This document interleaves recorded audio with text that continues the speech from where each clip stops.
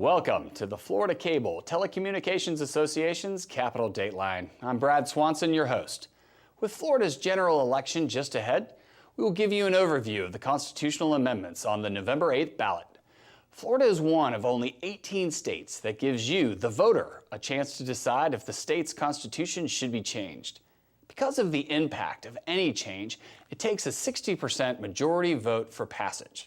There are several ways amendments to the Constitution can be brought to the ballot for citizen approval. The most visible is the collection of registered voters' signatures. Advocates hire workers and volunteers to collect the nearly 1 million signatures needed. After being certified by the state, it goes to the ballot. The legislature, by a supermajority, can also place an amendment on the ballot. The most contentious ballot measure was placed on the ballot by the collection of petitions. It would legalize marijuana usage when a doctor signs a certificate for a patient who has a defined and unspecified debilitating condition.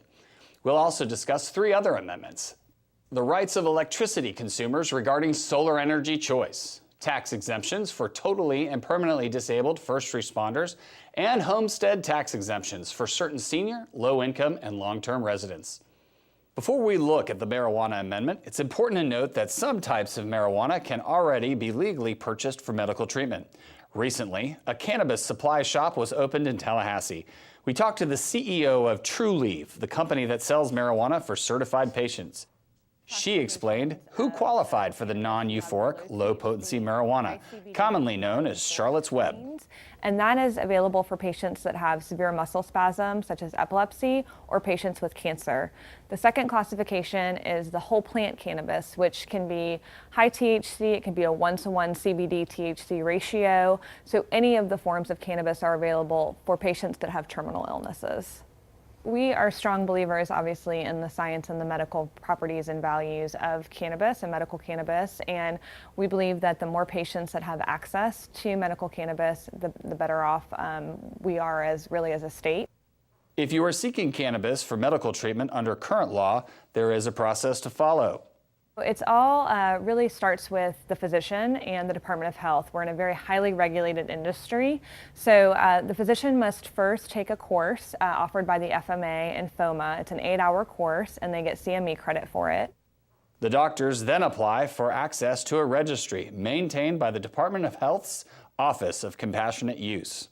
A patient must first see a physician who is qualified and has access to that registry. Once the patient sees that physician, they must be seeing that physician for a minimum of 90 days before that physician can order medical cannabis for that patient. The doctor then will determine if the patient has one of the underlying conditions. And then the physician will place the order into the registry. Here, then, when the patient either calls us or eventually we'll offer online ordering. Right now we do offer statewide delivery, so they can call our 1-844-TruLeave number, or if they come into our facility, then we just simply look them up in the registry, verify their identification, verify that they have an open order. They have a maximum of a 45-day supply that they're able to purchase.